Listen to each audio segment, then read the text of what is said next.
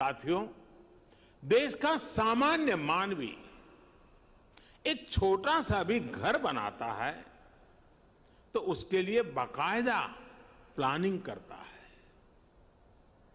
कोई बड़ी यूनिवर्सिटी बनती है, कोई कॉलेज बनाता है तो भी पूरी प्लानिंग के साथ बनाया जाता है। समय समय पर उसके विस्तार की गुंजाइश को भी पहले से ही सोच लिया जाता है और ये इसमें हर किसी का अनुभव है, हर एक का ये अनुभव से आप गुजरे हैं। लेकिन दुर्भाग्य से हम भारत में इंफ्रास्ट्रक्चर से जुड़े प्रोजेक्ट्स में कॉम्प्रिहेंसिव प्लानिंग से जुड़ी अनेक कमियां रोजमर्रा अनुभव करते हैं।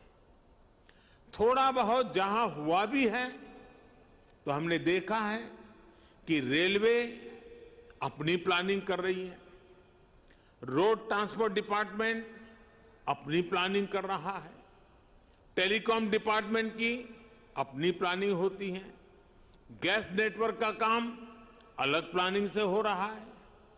ऐसे ही तमाम डिपार्टमेंट अलग अलग प्लान करते हैं।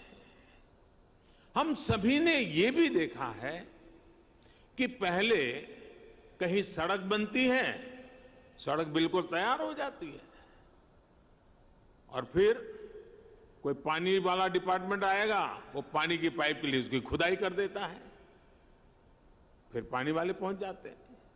इसी प्रकार काम होता रहता है। ये भी होता है कि रोड बनाने वाले डिवाइडर बना देते हैं और फिर ट्रैफिक पुलिस कहती है कि इससे तो जाम लगा रहेगा, डिवाइडर हटाओ। कहीं चौराहे पर सर्किल बना दिया जाता है तो ट्रैफिक सुचारू रूप से चलने में बजाय वहां अव्यवस्था होने लगती है।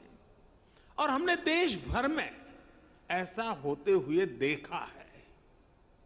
इन परिस्थितियों के बीच जब सारे प्रोजेक्ट्स को सिंक्रोनाइज करने की जरूरत पड़ती है तो इसके लिए बहुत ज्यादा एफर्ट्स करना पड़ता है। बिगड़ी हुई बात को ठीक करने में बहुत मेहनत लगती है। साथियों, ये जितनी भी दिक्कतें हैं उसका मूल कारण ये है कि मैक्रो प्लानिंग और माइक्रो इंप्लीमेंटेशन जमीन आसमान का अंतर होता है। अलग अलग विभागों को पता ही नहीं होता कि कौन सा विभाग कौन सा प्रोजेक्ट कहां शुरू करने की तैयारी कर रहा है। राज्यों के पास भी इस तरह की जानकारी एडवांस में नहीं होती।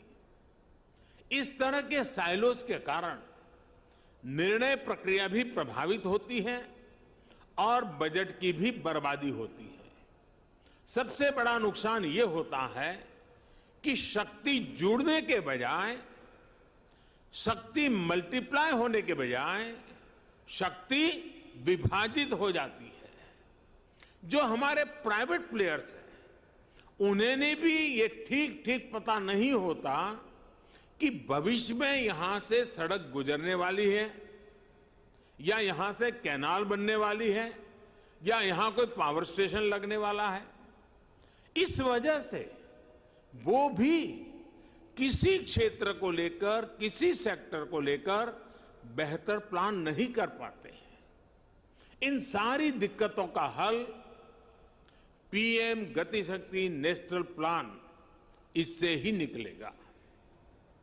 जब हम मास्टर प्लान को आधार बनाकर चलेंगे तो हमारे रिसोर्सेज का भी ऑप्टिमम यूटिलाइजेशन होगा।